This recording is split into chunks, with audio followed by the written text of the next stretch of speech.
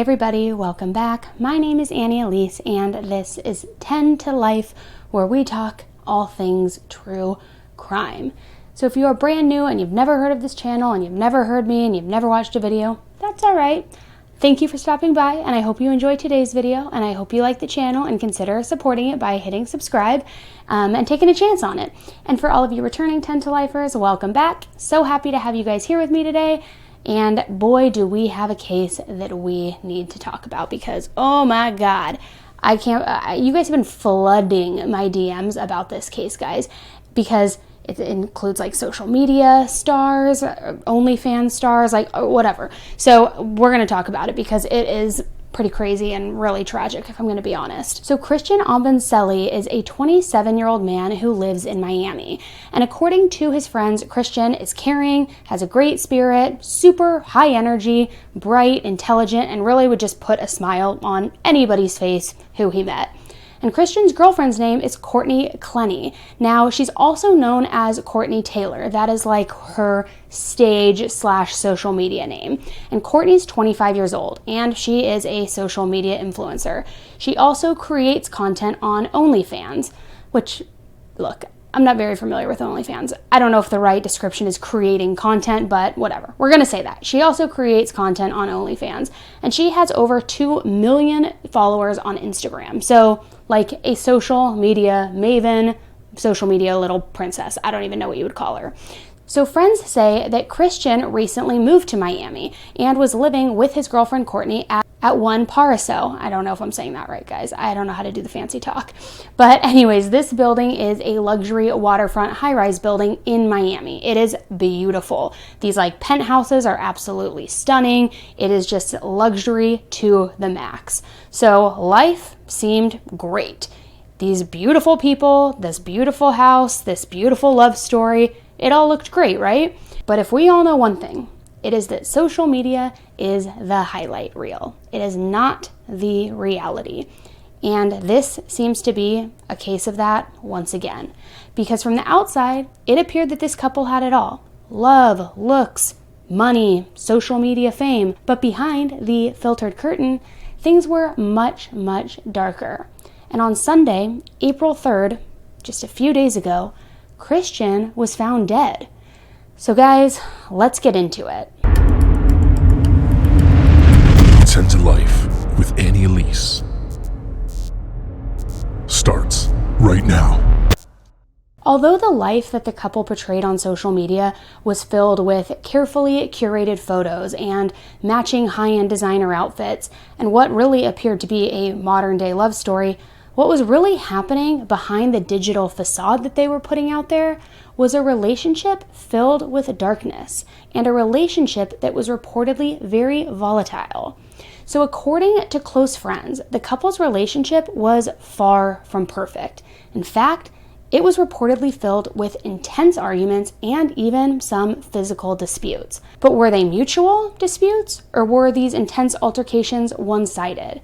Because mutual friends of the couple have said that they've seen Courtney put her hands on Christain, but they have never seen him put his hands on her. So on Sunday, April 3rd, police responded to a 911 call from Courtney around 5 p.m. at that luxury apartment building in Miami, Florida. And when first responders arrived, they found Courtney's boyfriend stabbed once in the shoulder.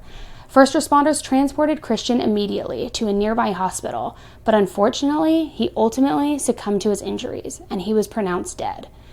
But what happened here, guys? Did a verbal argument really escalate so quickly that it resulted in this man's death? And if so, how and why? Neighbors in the building reported that the couple had a long history of domestic disputes and that local police often had to come and get involved. So much so, in fact, that apparently Courtney had called the police at least 7 times in the last month. Another neighbor who had a clear view of the couple's home told media outlets that Courtney was physically injured after an intense altercation between the couple just a week before the stabbing took place. And this neighbor says, "I could not tell if it was open-handed or closed-handed, but he was swinging at her." It's rumored that this stabbing incident took place inside the parking structure, which also aligns with a memo that the building released about this incident. And this memo read, "Dear residents," I'm not even going to try to say the building's name because I'm going to butcher it. "Dear residents, please be advised there was a domestic altercation that took place earlier today in one of our 01 line units. The local authorities arrived at the scene and are handling the matter. As such, they have requested that P1 elevator be taken out of service for the time being. In speaking with them, I've learned that we should be able to restore service early tomorrow morning. Rest assured, there are no safety concerns with our elevator nor the property. We apologize for any inconvenience this may cause." And then it is signed by the general manager of the condo association. And new tonight, a man stabbed to death in a posh apartment building in Edgewater. Police tell us this was the only homicide they've had in this area so far this year. Yeah, very high-end building here. Let's get straight to CBS 4's Joe Gorcho with what we know so far about the story. Joe.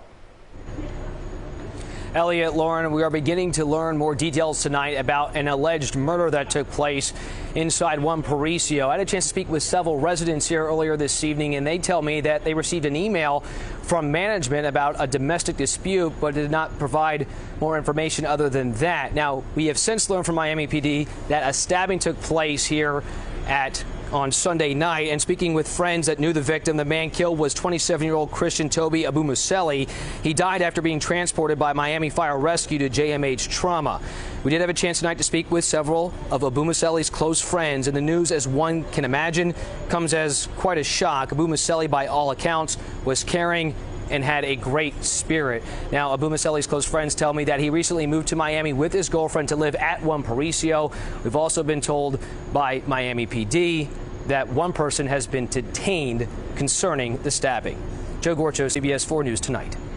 Now, a witness from that evening says, and I'm going to quote this directly, "There was blood all over the valet, and he was bleeding out next to $300,000 Rolls-Royce SUVs.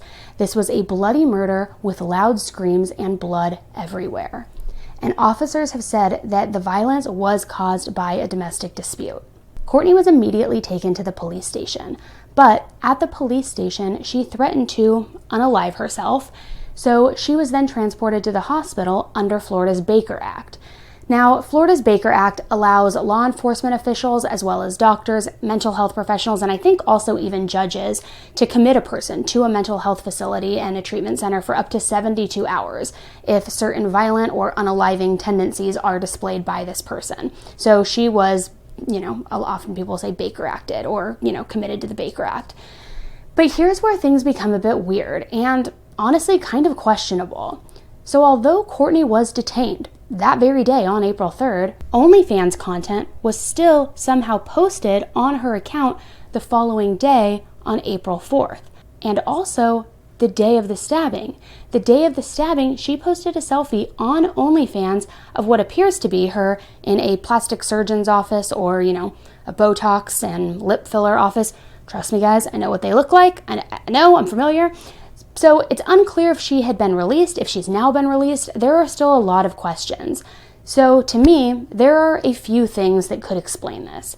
She either had these posts already curated, in the queue, and they were scheduled to go live at a specific time, because you can do that. You can pre-schedule posts for when they post. You don't have to actually actively press the button.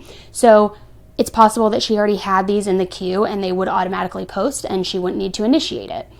Or the more unsettling option is that she really is not the distraught and grieving girlfriend, but in reality is cold-blooded and a heartless person who chose to post on her account without a care in the world just the very next day after her boyfriend died after being stabbed.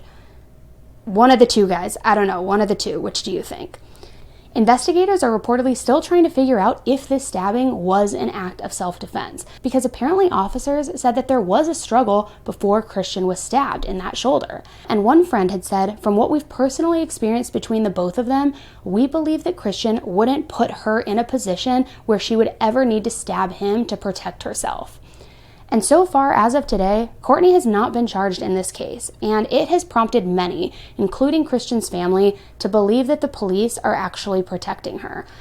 Now, as all of the details continue to emerge, Christian's family, of course, wants answers, and they've also created a GoFundMe. And in the GoFundMe, the family writes, on April 3rd, 2022, 27-year-old Christian was murdered in Florida a week before his 28th birthday. It is unconscionable to make sense of our new reality, that someone's selfish act ripped Christian away from this world. It is not enough to say we are shocked and hurting, we are utterly devastated. His murder leaves many unanswered questions and creates a void that can never be fixed or filled, not even with time. Obviously, just heartbreaking and completely devastating. And the couple's friends are also in shock over this killing. And one friend said, these are two of our friends we've gone on vacation with. We go to dinners with, we go out on the town with them, and it seems like this is straight out of a crime documentary. We would have never guessed that it would have escalated to this point. And this friend also says, I think I speak for our whole friend group that we are just shocked and very distraught by this. Now, because of the initial Baker Act hold, Courtney's name was protected and it wasn't immediately released. However, now that it has been released, more details are beginning to surface in this case. So I expect that we will learn more in the coming days. I think it's all now starting to come to the surface. So what are your thoughts on this case and what have you heard?